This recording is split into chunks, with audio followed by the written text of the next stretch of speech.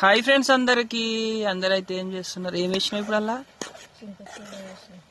చింత చిగురు egg curry అన్నమాట ఈరోజు. అది కట్టెల పొయ్యి మీద తోట్ల. మళ్ళా టైం అయితే ఇప్పుడు 10 అవుతుంది అనమాట. మరి రాళ్ళు దేవాలి, ఇదంతా ఊకినాం, నీట్గా చేసినాం, టైం పట్టింది. ఎగ్గు చింత చిగురు అంటే ఉడకబెట్టేసుకుంటే ఇంకా బాగుండు.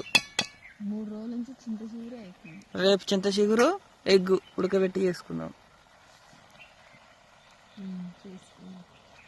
అయ్యిందా? ఇంకొక 10 నిమిషాలు ఉడికితే అయిపోయినట్టే. చింత చిగురు అంతా కూర అయినాకనే చింత చిగురు వేయాలన్నమాట. అది వేసినాక ఒక 5-10 నిమిషాలు ఉంచితే అయిపోద్ది. 5 నిమిషాలు చాలు నాకు తెలిసి అయితే, ఎందుకంటే లేత చిగురు కదా అది. మీరందరూ ఏం కర్రీ చేసుకున్నారు ఈసారి? అయితే చింత చిగురు తిన్నారా?